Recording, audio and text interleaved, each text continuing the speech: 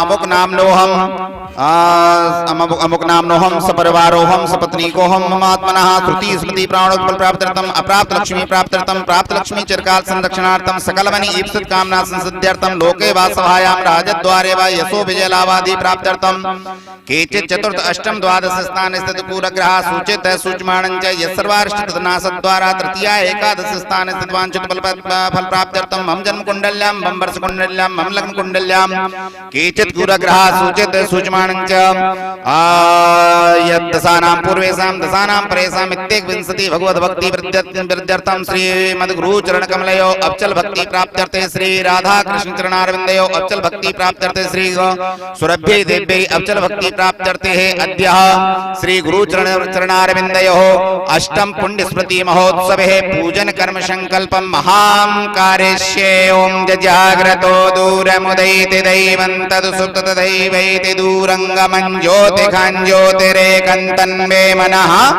शिव संकल्पमस्तु।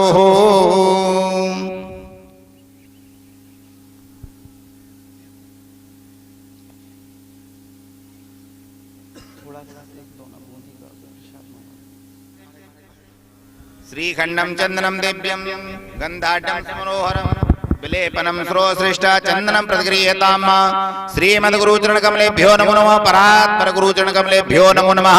आत्मनियम जलम समर्पयामि, एक बार जल छोड़ दीजिएगा।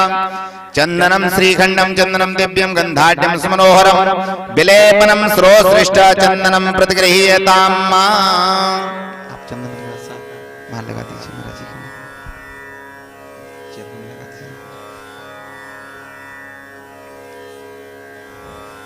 श्रीमद्गुरुचरण कमलेभ्यो नमो नमः। चंदनम समर्पयामि। चंदनम ते महात्पुण्यम नागवल्ले दलैर्युतम ऐरादिचूर्ण संयुक्तम चंदनम प्रतिगृह्यताम। चंदनम समर्पयामि। चंदनान्ते अक्षतम ओम क्षन्नमी मदन्तह्य प्रिया अदुकता अस्तोकत शोभानवो विप्रा नविष्टयो मत्री। आप स्पर्श कर लो एक दूसरे का, सभी एक दूसरे का स्पर्श कर लें तो हमारे हाथों से पूजन हो जाएगा। हम एक दूसरे का स्पर्श कर लेंगे।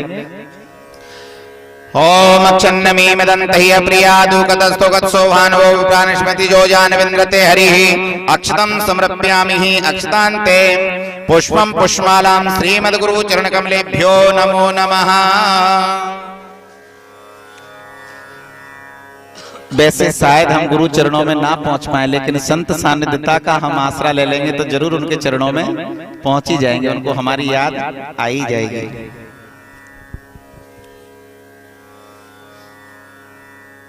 पुष्पम पुष्पमालाम औकदीः प्रतिमोद धूमपुकवतीः प्रसूवरीः अस्वाय विसजित्वरीर्भीरुदः पारिष्णवः। श्रीमद्गुरुचरण कमलेभ्यो नमो नमः। प्रातपर गुरुचरण कमलेभ्यो नमो नमः। श्रीमद्गुरुचरण कमलेभ्यो नमो नमः। पुष्पम पुष्पमालां समर्पयामि। पुष्पम पुष्पमालान्ते धूपम दीपम आग्रापयामि।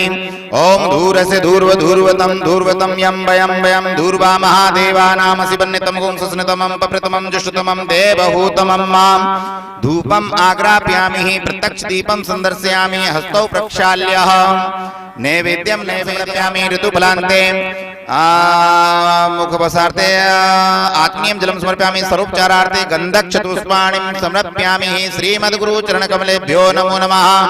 परात्पर गुरुचरण कमलेभ्यो नमो नमः। अथ आरार्तिक्यं च ओम हमारे थोड़ा अगरबत्ती से आरती नहीं ऐसे कर लो, फिर गैया का पूजन करके फिर इकट्ठी आरती कर देंगे। ओम इदगुं अभिः प्रजननं मे अस्तु तस्वीरगुं सर्वगणगुं सुस्तये आत्मसनिः प्रजासनि पशुसनि लोकसन्नभयसनिः अग्निं प्रजां बहुलां मे करोत्पन्नं पयोरेतो अस्मात् सुधत्तः। आरार्तिक्यं समर्पयामि। आरार्तिक्यांते जलेन शीतलीकरणं द्योः शान्तिरन्ध्रजुगुं शान्तिः पृथ्वी शान्तिरापः शान्तिरोगदयः शान्तिः वनस्पतयः शान्तिर्विश्वे देवाः शान्तिर्ब्रह्म शान्तिः सर्वगुं शान्तिः शान्तिरेव शान्तिः सा मा शान्तिरेधिः। अथ मन्त्रपुष्पाञ्जलिम् ओम जगनेन जगमयजन्त देवास्तानि धर्माणि प्रथमान्यासन्नहाते हनाकं मेहमानः सचन्द्र यत्र पूर्वे साध्याः सन्ति देवाः। हाँ टहनिया जैसी नीचे रखो, नीचे रख दो। चलो ओम या देवी सर्वभूतेषु लक्ष्मी रूपेण संस्थिता नमस्तस्यै नमस्तस्यै नमस्तस्यै नमो नमः। ओम सुरभि नमः कामधेनुवे नमः। चंदन लगवा दो, चंदन हल्दी जो भी हो, पुष्प चरणों में। सभी एक दूसरे का आप उधर से कर लें, हाँ है ना, ऐसे करके। ओम या देवी सर्वभूतेषु लक्ष्मीर्मातृरूपेण संस्थिता नमस्तस्यै नमस्तस्यै नमस्तस्यै नमो नमः। ओम कामधेन्यै नमः। ओम सुरभ्यै नमो नमः। ध्यानान्ते गन्धक्षतुष्पाणिं समर्पयामि। गन्धक्षतपुष्पान्ते स्नानीयं जलम्।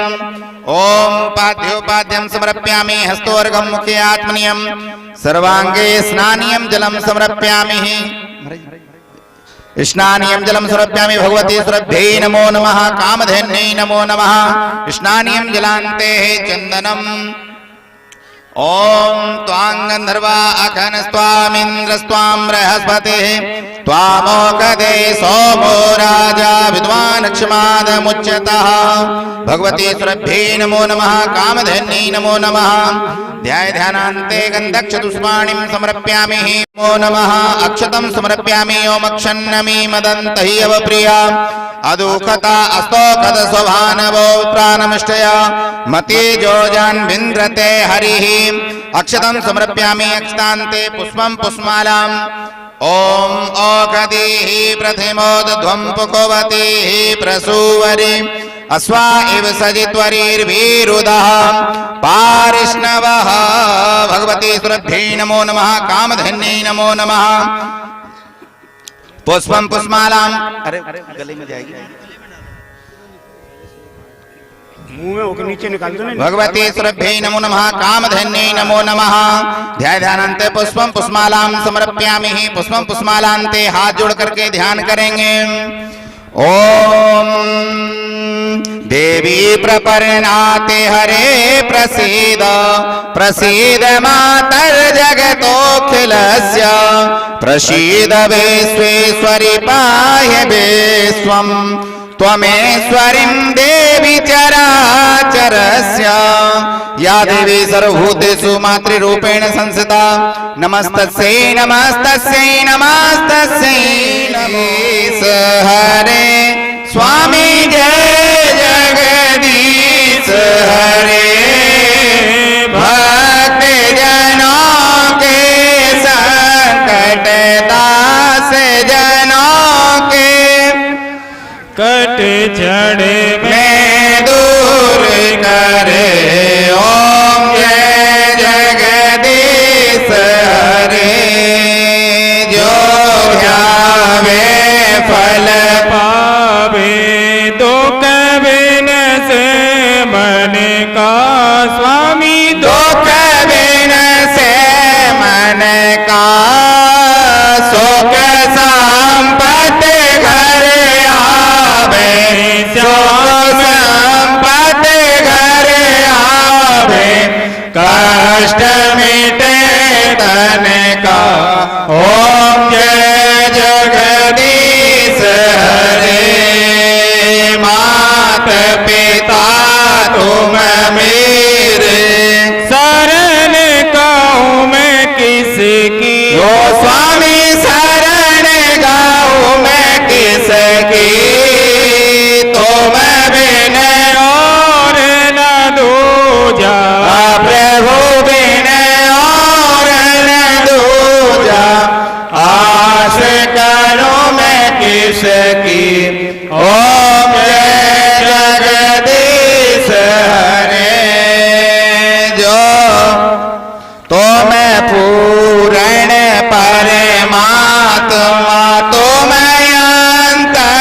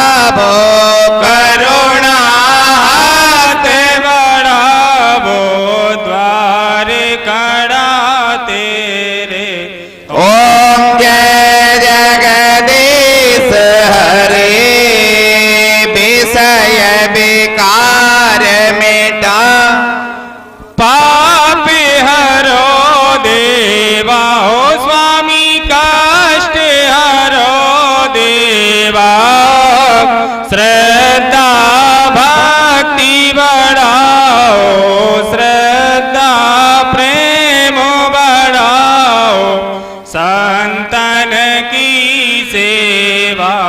ओम जय जगदीश हरे।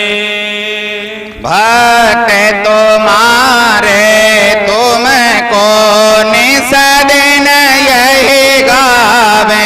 ओ स्वामी निस दिन यही गावे। ये पार लगाओ प्रभु नैया, शरण लगाओ स्वामी नैया, यही अरज गावे। ओम जय जगदीश हरे। हे पूर्ण ब्रह्म जी की आरती जो कोई नर गावे, हो स्वामी प्रेम सहित गावे। कहते शिवानंद स्वामी जपत हरे हर, स्वामी मन वांछित फल पावे। ओम जय जगदीश हरे। दीश हरे स्वामी जय दीनानाथ हरे, प्रभु जय जगदीश हरे। हे भक्त जनों के संकट दास, के संकट बंसी वाला दूर करे। ओम जय जगदीश हरे। अथ जलेन शीतलीकरणम् पुष्पे देवादिवन्दनम् आत्माभिवन्दनम्। ओम द्योः शान्तिरन्तरिक्षगुं शान्तिः, पृथिवी शान्तिरापः शान्तिरोकुदयः, शान्तिः वनस्पतयः स्वे देवाः, शान्ति ब्रह्म शान्तिः, सर्वगुं शान्तिः, शान्तिरेव शान्तिः। अथ मंत्र पुष्पाञ्जलिम्। ओम पुष्पातम् प्रसीदा नाना सुगंध पुष्पाणि यथा कालोद्भवानि च, पुष्पाञ्जलिर्मया दत्ता गृहाण परमेश्वर। संगाय सपरिवाराय सायुधाय शक्तिकाय सभावनाय भगवान श्रीमद् गुरु चरण कमलाय मंत्र पुष्पांजलिं समर्पयामि। बोलिए सद्गुरुदेव भगवान, बोलिए सद्गुरुदेव भगवान की जय। बोलिए सद्गुरुदेव भगवान, जय। बोलिए अष्टम पुण्य स्मृति महोत्सव की जय। गौ माता की जय। जय जय श्री श्री श्याम। सभी प्रणाम कर लेंगे गुरुदेव भगवान के चरणों में। 3 ताली से स्वागत।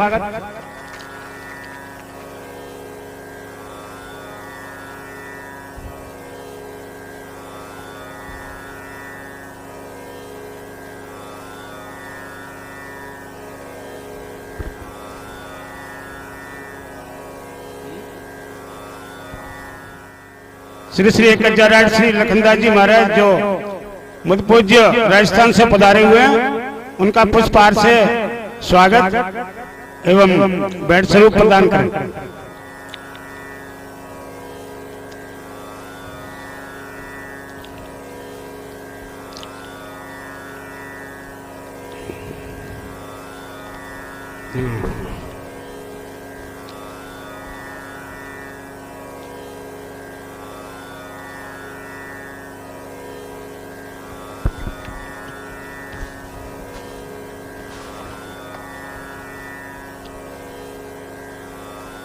जय हो।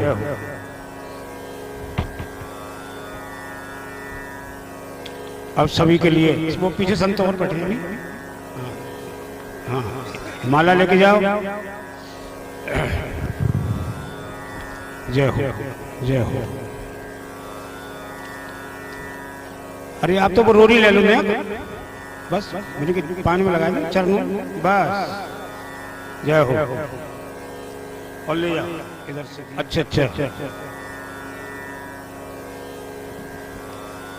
हमारे कुंज बिहारी जी के गौलोक में महाराज जी की अष्टम पुण्यतिथि पर हमारे जयपुर से पधारे हुए परम आदरणीय हमारे एसडीएम महोदय जो हमारे संतों का विशेष तौर से स्वागत करते हुए आपको नजर आ रहे हैं। ये जयपुर से पधारे हुए हमारे एसडीएम महोदय। एक्शन एक्शन साहब, क्षमा करना, मैंने एसडीएम कह दिया था, कोई बात नहीं है।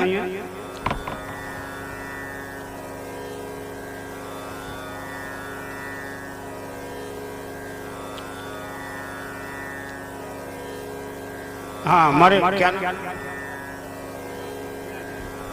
हाँ हमारे परम आदरणीय श्री बद्रीलाल जी जो मीणा, जो मैंने अभी आपको महाराज जी के स्वागत में जयपुर से पधारे हुए हैं, ये मीणा जी ने जो हमारे पद से एक्शन भी हैं, एक्शन की फुल फॉर्म होती है एग्जीक्यूटिव इंजीनियर, तो ये अपने आप में एग्जीक्यूटिव इंजीनियर भी है, संतों के बहुत सानिध्य और इनके चरणों में निवास करते हैं। इन्होंने हमारे इस कुंज बिहारी जी के गौशाला में 21,000 रुपया दान दे करके और हमारा गौशाला का गौरव बढ़ाया। धन्य हो मीणा जी, आपकी 1000 पीढ़ी तक आनंद आता रहे और महाराज जी के चरणों की कृपा से, बस महाराज जी के चरणों, गुरु कृपा का अर्थ ही यही है कि यदि गुरु जी ने दिया हो तो जरूर कुछ अर्पण करो। प्रिय भक्तों, वित्तस्य त्रयो गति, के धन की तो केवल 3 गतियां, चौथी गति हमारे वेदों में है ही नहीं। पहली गति है दान, दूसरी गति है भोग। भोग का मतलब गलत मन समझ जाना, भोग का मतलब ये नहीं है कि चाट खाओ पियो, भोग का मतलब होता है कि परिवार को अच्छा पढ़ाओ, बच्चों को पढ़ाओ, अच्छे कपड़े पहनाओ, अच्छा भोजन कराओ, अच्छी अच्छी चीजों का उपयोग करो। अगर ये दोनों में नहीं कर पाए तो तीसरी गति तो नाश, धन का नाश हो जाता है। और ये सब कैसे आएगा? हमारे संत जी ने हमको बताया कि गुरु के चरणों में जब मन होगा तभी तो सफल तेरा जीवन होगा। गुरु जी के चरणों में अगर आपके घर बैठे बैठे भी आपका ध्यान लग रहा है तो समझ लो आपका इस घोर कलयुग में आना सार्थक, आप सफल रहेंगे। गुरु जी के चरण में इतनी ताकत है, इतनी शक्ति है, समस्त शक्तियों का समावेश गुरु जी के चरणों में। जिसने चरणों में ध्यान लगा लिया और जो थोड़ा बहुत भी शिष्य बन के अगर 1-2 माला भी फेरते हैं गुरु जी ने बताई है उनके अनुसार, तो आप ये मान लीजिए कि हमारे जो कृष्ण गोपाल जी महाराज जी जो पधारे हैं वृंदावन से, वो भी हमारे परम आचार्य जो कुंज बिहारी जी के गले में जो माला डाल दी है, निश्चित मान लो कि एक दिन आपके गले में भी वो माला डाल सकते हैं। बस ऐसे चरणों के भक्त बन जाओ गुरु जी के।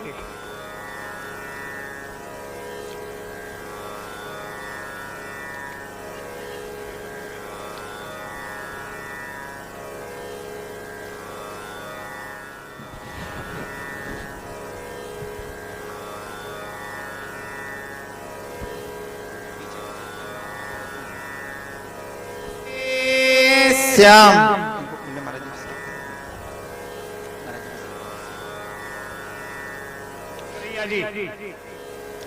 जगदीश मरैया जी महाराज जी के माल्यार्पण करके श्री चरणों में ढोक लगाएंगे।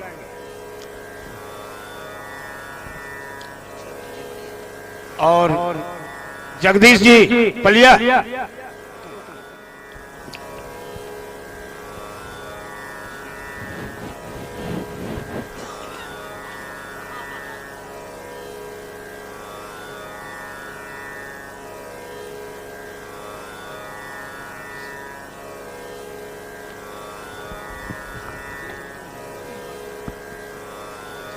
बच्चों को बांट दो। अरे किसी को भी दिया, माता बहनों को बांट देंगे क्या कि बस। बोलिए गुरुदेव भगवान की, बोलिए सदगुरुदेव भगवान की। पराश्री सुरभ्यै नमः। बड़ा ही मंगल में आनंद में ये महाराज श्री का अष्टम पुण्य स्मृति महोत्सव हम सबके मध्य में संपन्न हो रहा है। और सच तो ये है, हम सब गुरु भाइयों के लिए ये बड़ा ही परम लाभ है कि महाराज श्री पहले साकार रूप में हम सबको दर्शन प्रदान करते थे, लेकिन अब महाराज श्री हमें निराकार रूप में हर जीवात्मा के अंदर समाविष्ट होकर के हमारे ऊपर वो कृपा प्रसाद बरसा रहे हैं। ये महाराज श्री का साकार स्वरूप है, जिस निराकार स्वरूप है जिसका हम पुण्य स्मृति महोत्सव मना रहे हैं। ये महाराज श्री का निराकार रूप का ही हम उत्सव संपन्न कर रहे हैं, क्योंकि गुरुदेव कभी नष्ट नहीं होते, कभी खत्म नहीं होते, क्योंकि गुरु कोई साधारण वस्तु का नाम नहीं है। गुरु कोई पुरुष नहीं होता, गुरु कोई इंसान नहीं होता। श्री सुरभ्यै नमः। बड़ा ही मंगल में आनंद में ये महाराज श्री का अष्टम पुण्य स्मृति महोत्सव हम सबके मध्य में संपन्न हो रहा है। और सच तो ये है, हम सब गुरु भाइयों के लिए ये बड़ा ही परम लाभ है कि महाराज श्री पहले साकार रूप में हम सबको दर्शन प्रदान करते थे, लेकिन अब महाराज श्री हमें निराकार रूप में हर जीवात्मा के अंदर समाविष्ट होकर के हमारे ऊपर वो कृपा प्रसाद बरसा रहे हैं।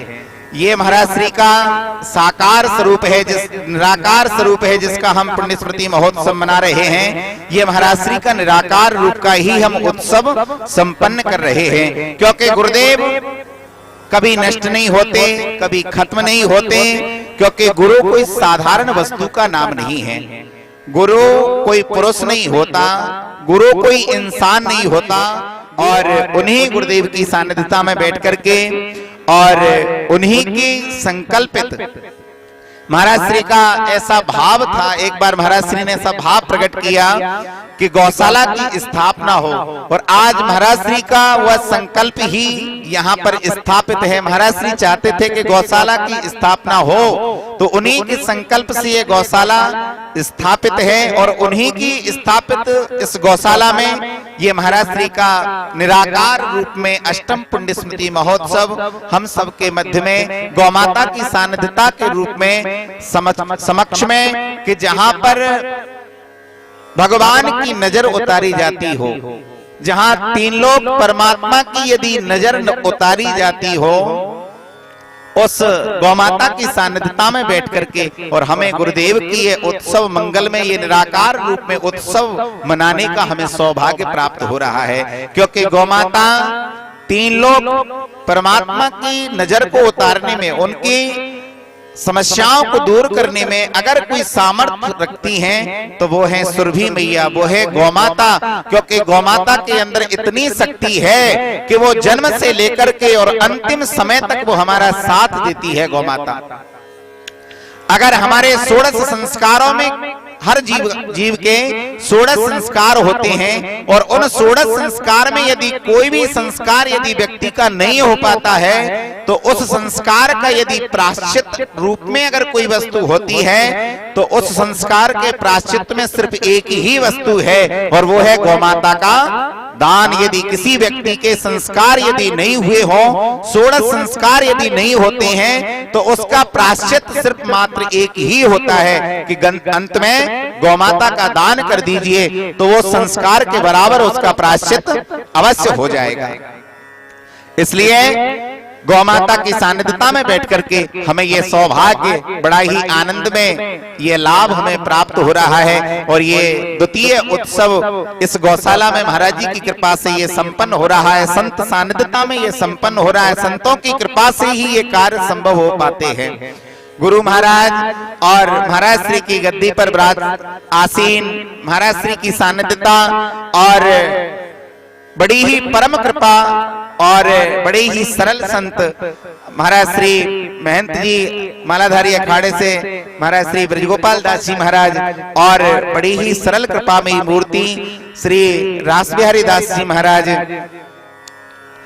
जो लखनदास जी महाराज के नाम से भी मूढ़ भूसा के नाम से भी प्रसिद्ध हैं। बड़ी कृपा और इन्हीं संतों की कृपा के आशीर्वाद से ही ये गौमाता और आप सभी गुरु भाइयों के सहयोग से ये गौमाता संपन्न और ये उत्सव संपन्न हो पाता है। इसलिए हमारा बड़ा सौभाग्य है कि हमें ये गुरुदेव की और ये संत चरणों के दर्शन हमें प्राप्त होते रहते हैं। इसलिए हमें ये परमात्मा ने यदि जीवन दिया है तो ये लाभ ये धन हमें हमेशा कमाते रहना चाहिए। ये अवसर हमें मिला है तो हम भी यही चाहेंगे कि संत दर्शन मिले हैं तो क्यों ना हमें संत वाणी भी प्राप्त हो जाए। और यदि वो संत वाणी यदि हमारे जीवन में मिल जाए तो हो सकता है कि संत का एक शब्द कहीं हमारे जीवन में उतर जाए तो ये समस्त जीवन ही आपका बदल सकता है। इसलिए मैं पूज्य महाराज श्री गुरुदेव भगवान के चरणार बिंदों में विनती करूं कि महाराज श्री हम सब के लिए अपने आशीर्वचनात्मक वचन हमें प्रदान करें और हम सबको कृतार्थ करें। अपने दो अमूल्य वचन हमें श्रवण करा करके महाराज श्री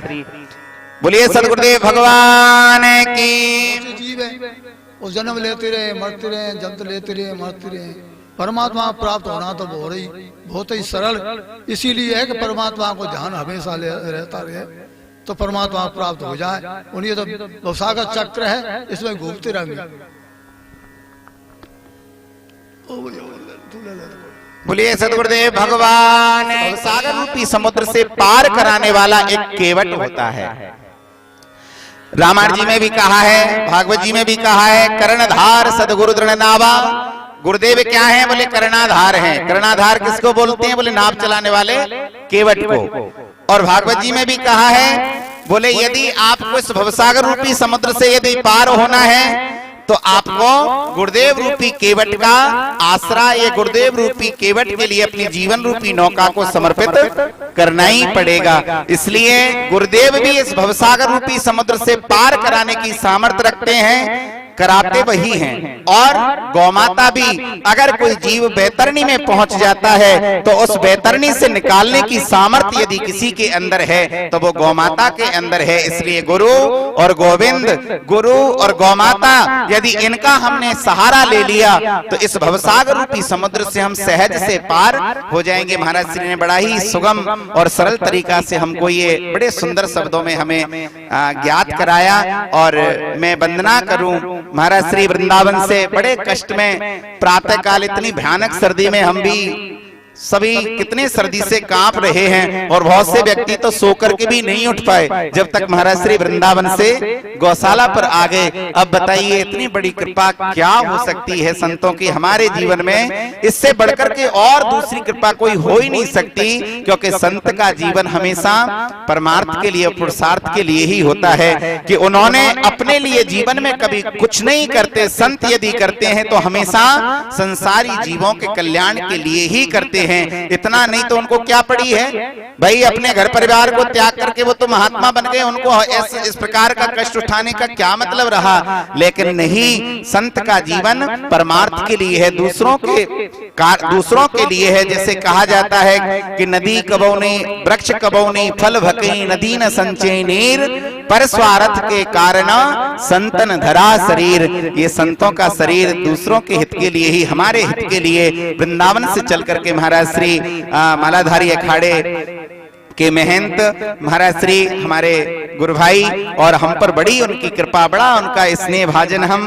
और महाराज श्री श्री ब्रजगोपाल दास जी महाराज से मैं विनती करूं कि वो दो अपने अमृत में सरल में जो भी शब्द, एक बात और बता दूं आपको कि संत के सरल में वचन, जो भी वचन निकले उनको जीवन में हमने यदि उतार लिया तो अपना जीवन बहुत कहीं से कहीं तक बदल सकता है। इसलिए मैं बहुत सरल मूर्ति महाराज श्री से मैं वंदना करूं ब्रजगोपाल दास जी महाराज से कि हमें वो दो शब्द अपनी अमृतमयी वाणी सुना करके और हम सबको कृतार्थ करें। महाराज श्री। हरे कृष्णा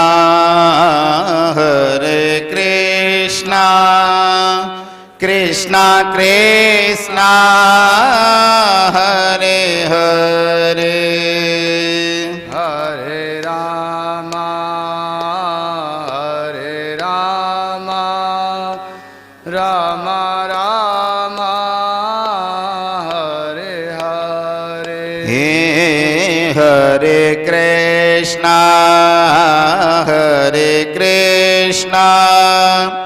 कृष्ण कृष्ण हरे हरे लाल की जय जय सद्गुरुदेव भगवान की जय जय जय जय श्री राम राधे श्याम। यहाँ पर विराजमान श्री गुरुदेव भगवान, उनकी गद्दी पर विराजित श्री महंत श्री रसिक बिहारी दास जी महाराज, गुरुभाई श्री रास बिहारी दास जी महाराज, आचार्य श्री कुंज बिहारी जी शास्त्री एवं यहाँ पर सभी भगत जगत माता बहनें, सभी को राधे श्याम सीताराम।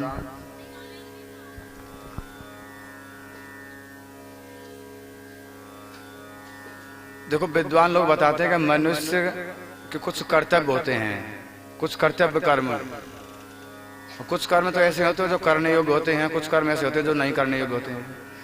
तो महाराज जी की विशेष अनुकंपा हमारे शास्त्री जी कुंज बिहारी जी पे रही, तो इन्होंने कितना कठिन परिश्रम करके महाराज जी की इच्छा अनुसार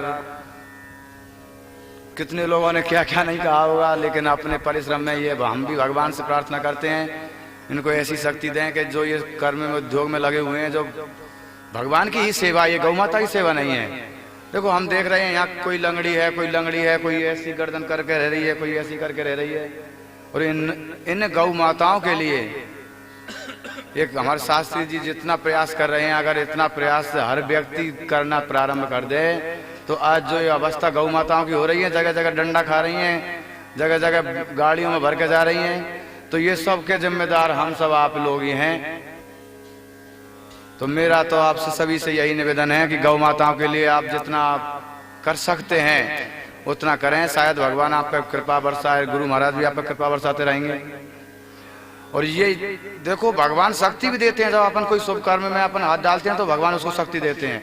जैसे कि हम आप देख रहे हैं सभी कुंज बिहारी जी गुरु भाई को कितने 5-6 साल हुए होंगे शायद इस गौशाला को खोले हुए, और यहाँ एक गैया नहीं, आज यहाँ 400 गैयाओं का पालन लालन पोषण हो रहा है। सब भगवान शक्ति दे रहे हैं, इनको दे रहे हैं। यहाँ ही नहीं, ये हमारे यहाँ वृंदावन में भी सेवा करते हैं। हमारी गौशाला की आधी सी बीमारियां इन्होंने ही मिटा रखी है भैया, आधी से ज्यादा। जब हम इनको याद करते हैं, जब कोई समस्या लगती है तो हम तुरंत इनसे ही कहते हैं। और भगवान इनको इन पे कृपा ऐसी बनाकर भी रखे हैं और रखेंगे भी। हमारा भी ये आशीर्वाद है इनको। सर्वे भवन्तु सुखिनः, सर्वे सन्तु निरामया, सर्वे भद्राणि पश्यन्तु मां कश्चित् दुर्भाग् भवेत्। ओम शांति शांति सरस्वती माभाग्य विद्याम कमलोचने विद्याम रूपे विशालाक्षी विद्याम देयम नमोस्तुते।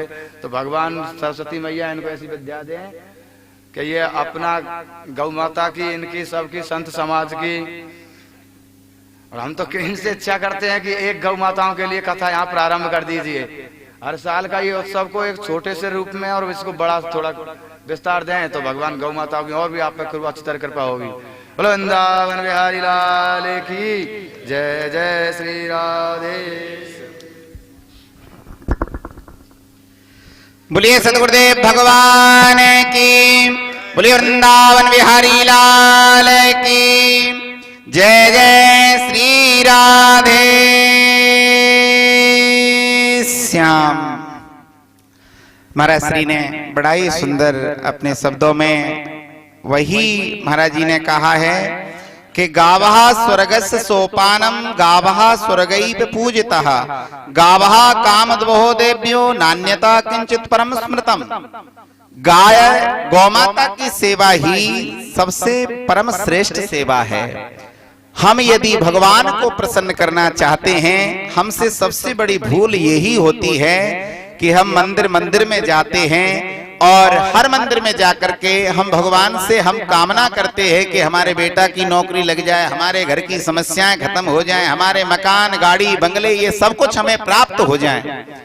लेकिन हम सब देवताओं से सब कुछ मांगते हैं, लेकिन देवता कितने हैं? 33 कोटि देवता। लेकिन क्या हम 33 कोटि देवताओं के मंदिरों में जाकर के प्रणाम करके क्या उनसे हम मांग सकते हैं? कभी नहीं मांग सकते, कभी उन मंदिरों में हम पहुंच भी नहीं सकते। लेकिन अगर उन देवताओं के समूह एक साथ में यदि हम उनसे कुछ मांग सकते हैं और वो देवता हमें एक साथ में वरदान भी प्रदान कर सकते हैं, तो वो किसके माध्यम से? क्योंकि 33 कोटि देवता हैं, वो कहां विराजमान रहते हैं? सभी गौमाता के अंदर विराजमान रहते हैं। अगर हमने एक असहाय गौमाता का यदि हमने पेट भर दिया तो वो 33 कोटि देवता एक बार में तृप्त हो जाएंगे, और एक बार में तृप्त होकर के जब वो हमें आशीर्वाद देंगे तो हमें 33 करोड़ दरवाजों पर भटकना नहीं पड़ेगा। वो एक दरवाजे से ही हमें अनंत कोटि फल की प्राप्ति हो जाएगी। महाराज श्री ने वही गौमाता की सेवा के बारे में हमें बड़ा सुंदर उद्बोधन किया। और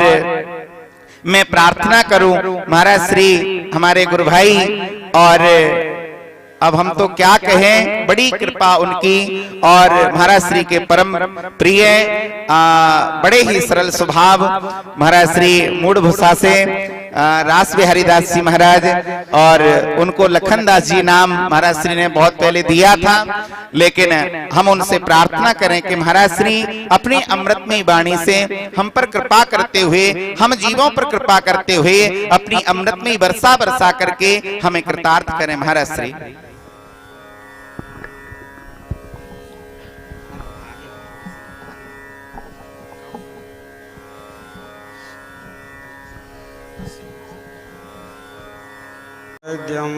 श्रीमद्गुरुं नित्यमहं नमामि। अस्ति स्वस्तरुणी कराग्रविगलत् कल्पप्रसूनाल्पतं वस्तु प्रस्तुत वेणुनादलहरि निर्वाण निर्व्याकुलम्।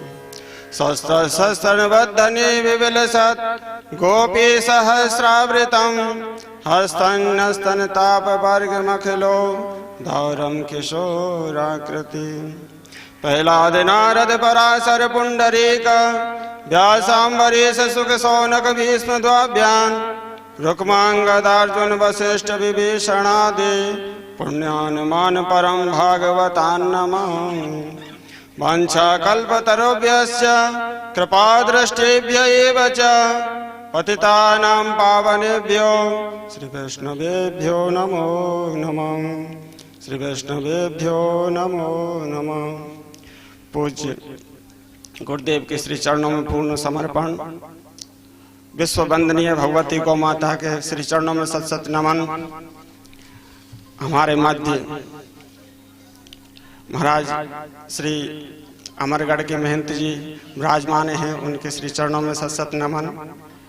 साथ ही हमारे मालाधारी अखाड़े के महंत महाराज श्री ब्रज गोपाल दास जी भी विराजमान हैं, और संत भक्त भगवत अनुरागी भक्तों को सबको दंडवत प्रणाम। तो बड़ी हर्ष की बात है, गत वर्ष की भांति इस वर्ष भी महाराज श्री के पुण्य स्मृति महोत्सव के उपलक्ष्य में भगवती गौ माता की पूजन दर्शन का भी लाभ प्राप्त हो रहा है। ये पूज्य गुरुदेव की कृपा का ही प्रसाद है, कृपा का ही दर्शन हो रहा है। ऐसे संयोग ये कोई कर्म का फल नहीं है। तुलसीदास जी ने कहा है, यह गुण साधन से नहीं हुई तो मेरी कृपा पावे कोई कोई। ये पूज्य गुरुदेव की कृपा का ही प्रसाद है, उनकी कृपा का ही दर्शन है, जो हमको ये शुभ अवसर बड़ी सुलभता से प्राप्त हो रहा है। और पूज्य गुरुदेव की कृपा का ही प्रसाद है जो पंडित जी को प्रेरित किया, और ये धर्म का एक पौधा पंडित जी को माध्यम बना के, और मैं तो कहूँगा ये समस्त क्षेत्रवासी बड़े भाग्यशाली हैं। जो भी मंडल के लोग हैं वो परम भाग्यशाली हैं, जो इस मंडल में ऐसे धर्म का कार्य संचालन है, और पंडित जी को माध्यम बना करके और ये एक धर्म का पौधा लगाया है। अब इसमें ये नहीं है कि भाई पंडित जी ने गौशाला खोली है तो पंडित जी सारी व्यवस्था संभालें, ऐसा नहीं। पौधा तो कोई एक ही लगाता है, पर पौधे के नीचे छाया, उनके फल का आनंद अनेक लोग लेते हैं। तो ये धर्म का पौधा है, हम सबको तन मन धन से सहयोग करके और इसको सींचना है। और देखो भैया, ये गौ माता जो है ये कोई पशु नहीं है, ऐसा लिखा हुआ है गावो न पशुआ। गौ विश्वस्य मातरा, गाय पशु नहीं है। ये हमारे जो छोटी छोटी परेशानियों से व्यथित होते हैं, संसारी जो भाव तापों से परेशान होते हैं, तो कहीं किसी महात्मा के यहाँ गए, कहीं किसी मठ मंदिर में गए, कहीं किसी झाड़ फूका वाले के पास में गए, कहीं जाने की आवश्यकता नहीं है। तुम तो देखो परम भाग्यशाली हो जो गौ माता की सेवा यहाँ हो रही है। बस इतनी सी बात है कि गौ माता के प्रति जब तक पशु बुद्धि रहेगी, जब तक ये लाभ नहीं मिलेगा, और जब पशु बुद्धि हट जाएगी, भगवत दृष्टि जब हो जाएगी, तो ये छोटी मोटी जो सांसारिक परेशानी है वो सब गौ माता की शरण में आने से अनायास ही मिट जाएंगी। अरे जो सारे संसार को गवर्न करता है, जो सारे संसार का गवर्नर है परमात्मा, उसकी नजर उतारने में भी समर्थ है। आपने सुना होगा एक पूतना वध जब भगवान ने किया था तो सभी ब्रजवासियों को ऐसा हो गया था कि कन्हैया को राक्षसी का स्पर्श हो गया है। तो मैया से कहा सबने कि मैया लाला की नजर उतारनी चाहिए। तो मैया तो वात्सल्य भाव में हमेशा विभोर रहती थी। तो माँ ने पता क्या किया, नजर उतारने में ये राई नॉन वगैरह ये सब सिस्टम नहीं किए, गौ माता की पूंछ से झाड़ा दिया था। और ऐसा लिखा हुआ है गौ रज सार्वकम, गौ की रज की मिट्टी से लाला का सारे शरीर का लेप किया था। तो जो भगवान जो संसार के जो अध्यक्ष हैं, जिनके सारे मात्र सृष्टि लय प्रलय साले ब्रह्मांड अपनी व्यवस्था अनेक प्रकार से चलती है, वो परमात्मा की नजर उतारने में गौ माता समर्थ है। तो बताओ ये पशु कैसे है गौ माता भैया? ये साधारण पशु कैसे हो सकती है? जो सारे संसार के त्रिलोकी नाथ की नजर उतारने में भी जो समर्थ है, तो वो साधारण पशु नहीं है, ये भगवान की विभूति है भैया।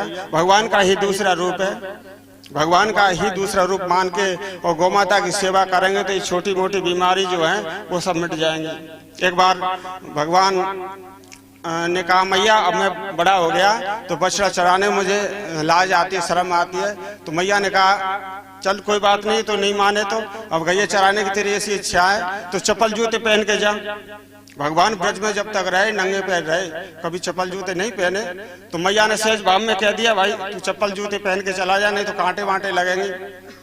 तो भगवान बोले मैया मैं तो चप्पल जूता पहन लूंगा, पर ये मेरी गैया ये इनके कांटे नहीं लगेंगे।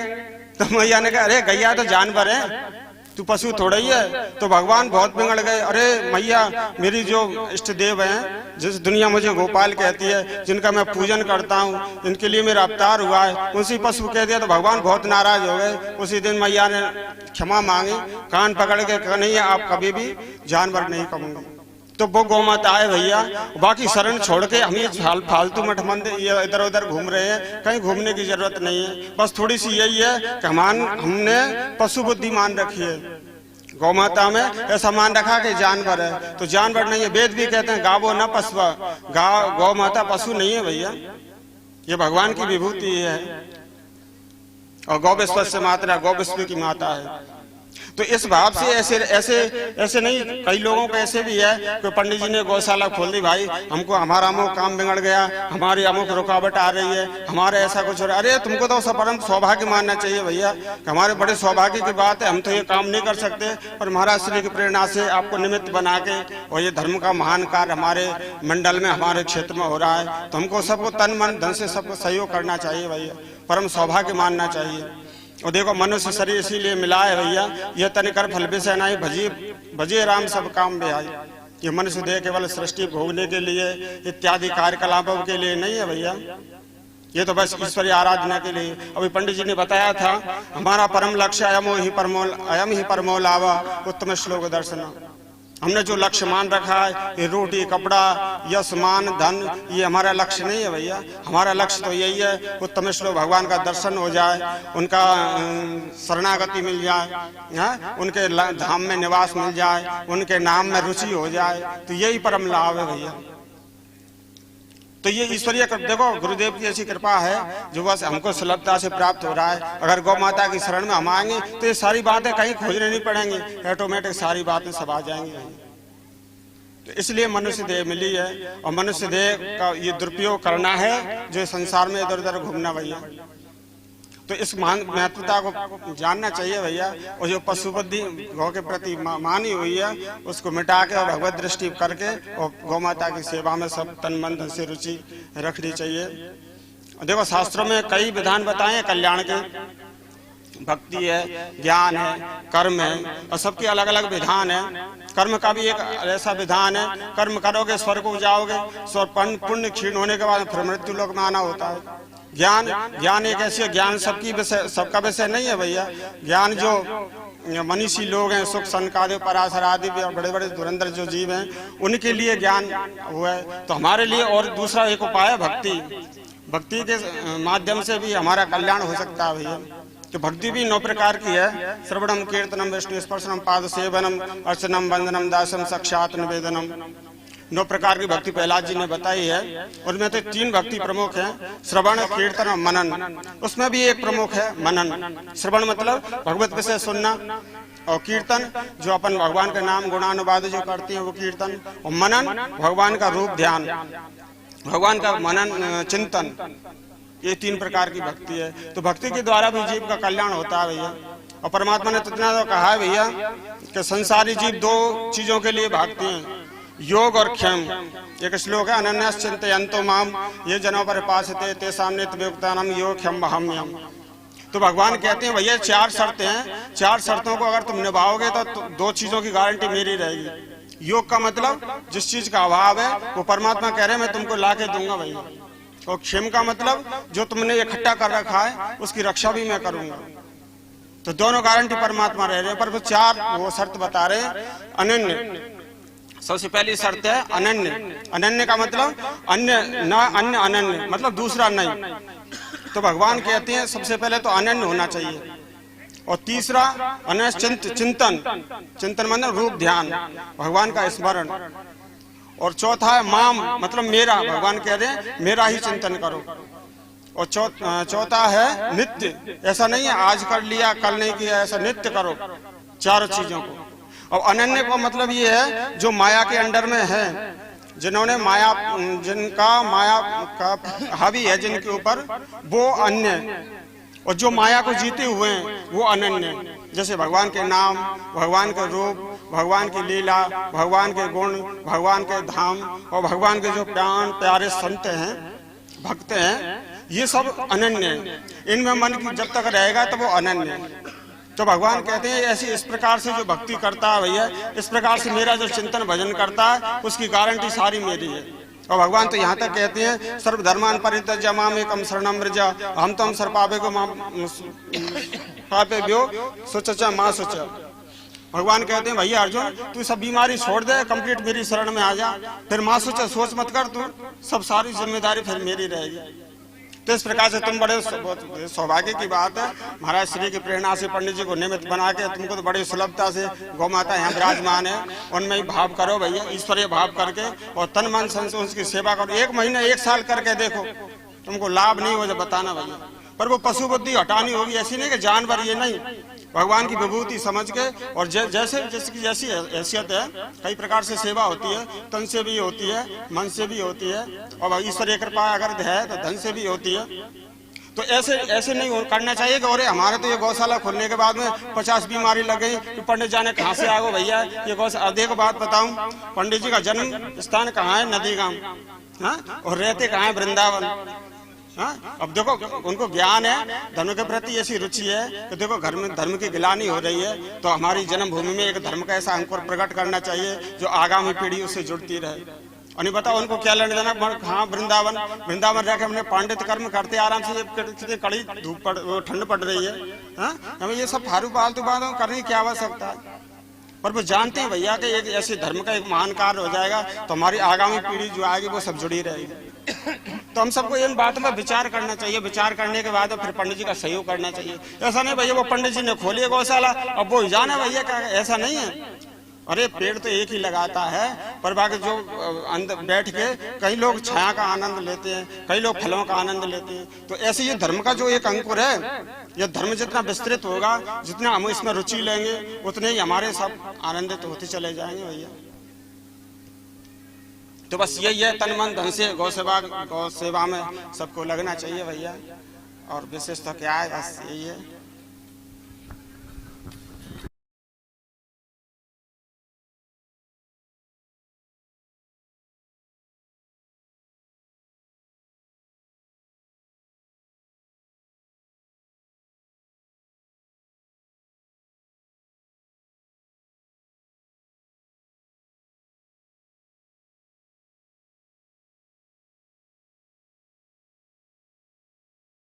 वृंदावन बिहारी लाल की, बोलिए सुरभि मैया की, बोलिए कामधेनु मैया की, बोलिए गौ माता की।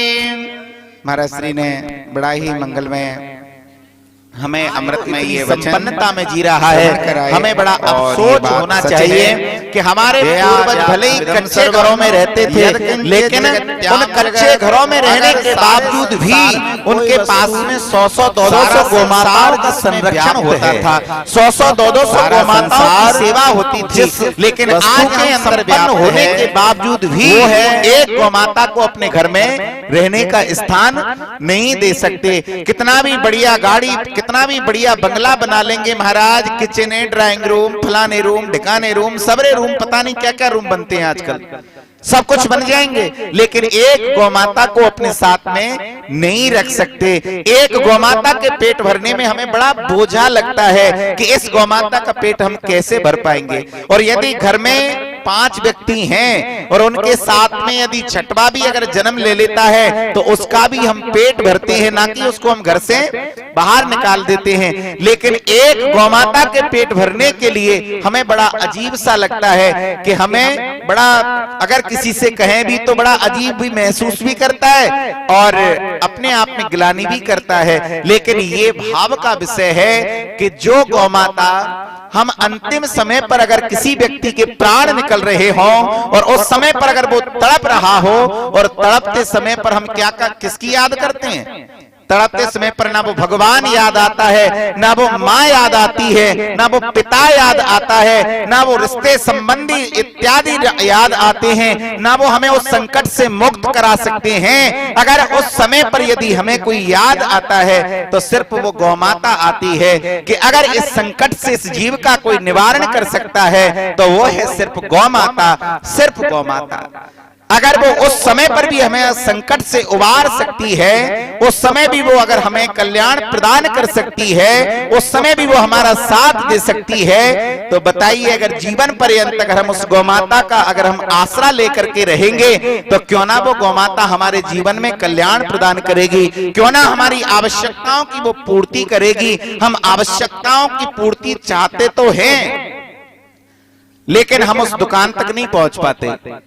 हमारे लिए दवाई चाहिए, शरीर में दर्द है, दवाई चाहिए, लेकिन मेडिकल पर नहीं पहुंचते, नाश्ते वाली दुकान पर पहुंच जाते हैं। अब नाश्ते वाली दुकान पर जाकर के मेडिसिन तलाशो तो कहां से मिलेगा बताइए? और अगर नाश्ते वाली दुकान पर जाकर के आप कहो कि हमें यहाँ से दवाई दे दीजिए तो दवाई नहीं मिलेगी, और दवाई वाली दुकान पर जाकर के आप कहो कि हमें समोसा दे दो तो समोसा नहीं मिलेगा। अगर आपको दर्द है तो मेडिकल पर जाना ही पड़ेगा। अगर जीवन में किसी वस्तु की आवश्यकता है तो आपको गौमाता की शरणागति लेनी ही पड़ेगी, क्योंकि हम एक दिन पूजन करके, लक्ष्मी पूजन आता है, लक्ष्मी पूजन में सबसे पहले किसका पूजन करते हैं? गौमाता का। क्यों करते हैं? कि ये लक्ष्मी स्वरूपा है, इसकी हर वस्तु में लक्ष्मी माता विराजमान रहती है, इसके गोबर में लक्ष्मी माता का वास रहता है, गौमय में। तो बताइए, जिस गौमाता का एक दिन हम पूजन करके और समस्त ब्रह्मांड की लक्ष्मी को हम अर्जित करना चाहते हैं, अगर उस गौमाता की पूजा यदि हम नित्यप्रति करना प्रारंभ कर दें, यदि हम रोटी खाने के लिए बैठें तो सबसे पहले अगर हमारी थाली में 2 रोटी अगर रखी हुई है तो 1 रोटी हमें अवश्य गौमाता के लिए पहले उस थाली में से निकाल देना चाहिए। घर में यदि 5 व्यक्ति हैं, अलग अलग भोजन कर रहे हैं, तो अपनी थाली में से गौमाता के लिए ग्रास अवश्य निकालना चाहिए। गौग्रास घर में से अपनी थाली में से अवश्य निकालना चाहिए। सर्वप्रथम ये हम मानव जीवन का सबसे बड़ा परम लाभ है, परम कर्तव्य है। इसलिए हमें यही गुरु चरणों से, संत चरणों से हमें यही अनुसरण करने के लिए ये अधरामृत ये वचन हमें प्राप्त हुए, अमृत में ये वचन हमें प्राप्त हुए हैं कि जीवन में यदि कुछ करना है, जीवन में यदि परमात्मा ने, पहली बात तो ये मनुष्य जीवन ही दुर्लभ है, लेकिन कृपा करके यदि हमें ये प्रदान किया है तो इसका परम लाभ उत्तम श्लोक दर्शनात्, भगवान की शरणागति प्राप्त करना है। और भगवान की शरणागति बिना गौमाता की कृपा के बिना हो नहीं सकती, चाहे आप लाख कोशिश कर लेना। भगवान, मैं तो साधारण सी बात जानता हूं, अगर किसी बालक को बिठा दो और उसकी माँ को उसके सामने बिठा दो और उसके बालक के लिए आप 56 भोग रख दीजिए सामने, और कोई उसकी माँ को यदि काट रहा हो और उस बालक से कहो कि तुम्हारे लिए 56 भोग है, तुम इसको खाइए, तो क्या वो बालक उस 56 भोग को खा लेगा? क्या वो उस 56 भोग को पाएगा? वो प्रसन्न होगा? कभी जीवन में नहीं हो सकता, कभी जीवन में वो उस 56 भोग को खा नहीं सकता। हम भी यही करते हैं। जिस गौमाता के संरक्षण के लिए, जिस गौमाता के लिए भगवान स्वयं ब्रज में अवतरित हुए, वृंदावन में आने का कारण ही भगवान का सिर्फ गौचारण लीला करना था। वृंदावन में, गोवर्धन में आने का भगवान का सिर्फ एक ही लक्ष्य, और वो क्या था कि गौमाता की मैं सेवा करूं, गौमाता की मैं पूजा कैसे करूं। तो वो वृंदावन में आ गए गौचारण लीला करने के लिए, वो अपनी माँ की सेवा करने के लिए। अगर परमात्मा अपनी माँ की सेवा करने के लिए, वो उसको प्रसन्न करने के लिए वो स्वयं आ जाता है, तो फिर बताइए, अगर हमें उसको प्रसन्न करना है ना, तो उसकी माता को प्रसन्न कर लीजिए, वो अपने आप प्रसन्न हो जाएगा। अगर किसी आपको बड़े अधिकारी से यदि काम निकालना है, तो उसके पीए से पेट बना लीजिए, उसका जो पीए रहता है उससे संपर्क बना लीजिए, आपका काम सहज में ही हो जाएगा। अगर आपने गौमाता के चरणों का आसरा ले लिया, तो गोपाल आपके पीछे पीछे चलता बनेगा। बोलिए गौ माता की, बोलिए सद्गुरुदेव भगवान की। इसी के साथ में प्रसादी की व्यवस्था है, और मैं हमारे जो कार्यकर्ता हैं उनसे कहूं कि वो पट्टी इत्यादि लगा करके, और जो हमारे गुरु भाई और श्रद्धालु भक्त आए हैं वो सभी प्रसाद ग्रहण करेंगे, और गुरुदेव भगवान से ये प्रार्थना करेंगे कि गुरुदेव भगवान इसी प्रकार हमारे जीवन में कृपा बनाए रखें, कृपा बरसाए रखें, कि हर साल हमें ऐसा ही दर्शन प्रदान करते रहें, ऐसा ही सौभाग्य हमको प्रदान करते रहें, कि ये दर्शन लाभ, ये संत चरणार बिंदों का लाभ, ये संत वाणी का लाभ, ये गौमाता दर्शन का लाभ हमारे जीवन में हमें प्राप्त होता रहे। ऐसी इसी कामना के साथ में संत चरणों में वंदन करते हुए हम भगवान गुरुदेव भगवान के मंगल में इस प्रसाद का, अष्टम पुण्य स्मृति महोत्सव के प्रसाद का हम आस्वादन करेंगे, प्रसाद को ग्रहण करेंगे। बोलिए वृंदावन बिहारी लाल की।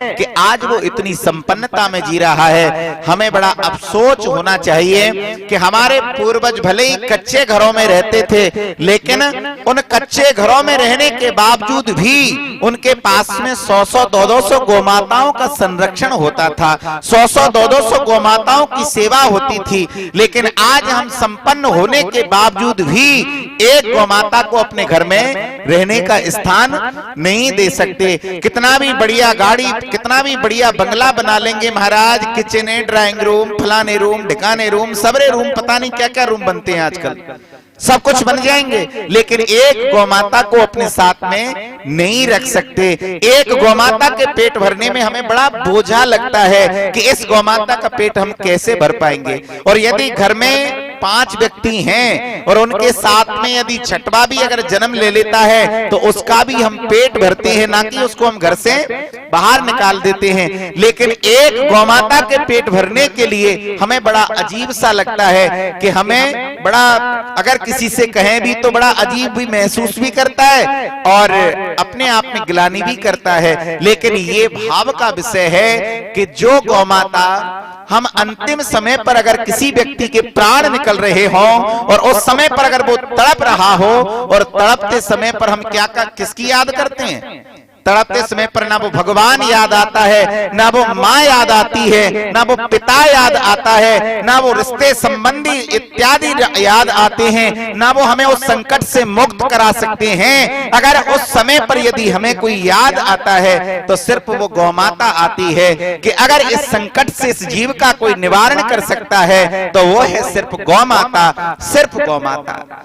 अगर वो उस समय पर भी हमें संकट से उबार सकती है, उस समय भी वो अगर हमें कल्याण प्रदान कर सकती है, उस समय भी वो हमारा साथ दे सकती है, तो बताइए अगर जीवन पर्यंत अगर हम उस गौमाता का अगर हम आसरा लेकर के रहेंगे तो क्यों ना वो गौमाता हमारे जीवन में कल्याण प्रदान करेगी, क्यों ना हमारी आवश्यकताओं की वो पूर्ति करेगी। हम आवश्यकताओं की पूर्ति चाहते तो हैं, लेकिन हम उस दुकान तक नहीं पहुंच पाते। हमारे लिए दवाई चाहिए, शरीर में दर्द है, दवाई चाहिए, लेकिन मेडिकल पर नहीं पहुंचते, नाश्ते वाली दुकान पर पहुंच जाते हैं। अब नाश्ते वाली दुकान पर जाकर के मेडिसिन तलाशो तो कहां से मिलेगा बताइए। और अगर नाश्ते वाली दुकान पर जाकर के आप कहो कि हमें यहां से दवाई दे दीजिए तो दवाई नहीं मिलेगी, और दवाई वाली दुकान पर जाकर के आप कहो कि हमें समोसा दे दो तो समोसा नहीं मिलेगा। अगर आपको दर्द है तो मेडिकल पर जाना ही पड़ेगा। अगर जीवन में किसी वस्तु की आवश्यकता है तो आपको गौमाता की शरणागति लेनी ही पड़ेगी, क्योंकि हम एक दिन पूजन करके, लक्ष्मी पूजन आता है, लक्ष्मी पूजन में सबसे पहले किसका पूजन करते हैं? गौमाता का। क्यों करते हैं? कि ये लक्ष्मी स्वरूपा है, इसकी हर वस्तु में लक्ष्मी माता विराजमान रहती है, इसके गोबर में लक्ष्मी माता का वास रहता है, गौमय में। तो बताइए, जिस गौमाता का एक दिन हम पूजन करके और समस्त ब्रह्मांड की लक्ष्मी को हम अर्जित करना चाहते हैं, अगर उस गौमाता की पूजा यदि हम नित्यपति करना प्रारंभ कर दें, यदि हम रोटी खाने के लिए बैठें तो सबसे पहले अगर हमारी थाली में 2 रोटी अगर रखी हुई है तो 1 रोटी हमें अवश्य गौमाता के लिए पहले उस थाली में से निकाल देना चाहिए। घर में यदि 5 व्यक्ति हैं, अलग अलग भोजन कर रहे हैं, तो अपनी थाली में से गौमाता के लिए ग्रास अवश्य निकालना चाहिए, गौग्रास घर में से अपनी थाली में से अवश्य निकालना चाहिए। सर्वप्रथम ये हम मानव जीवन का सबसे बड़ा परम लाभ है, परम कर्तव्य है। इसलिए हमें यही गुरु चरणों से, संत चरणों से हमें यही अनुसरण करने के लिए ये अधरामृत ये वचन हमें प्राप्त हुए, अमृत में ये वचन हमें प्राप्त हुए हैं कि जीवन में यदि कुछ करना है, जीवन में यदि परमात्मा ने, पहली बात तो ये मनुष्य जीवन ही दुर्लभ है, लेकिन कृपा करके यदि हमें ये प्रदान किया है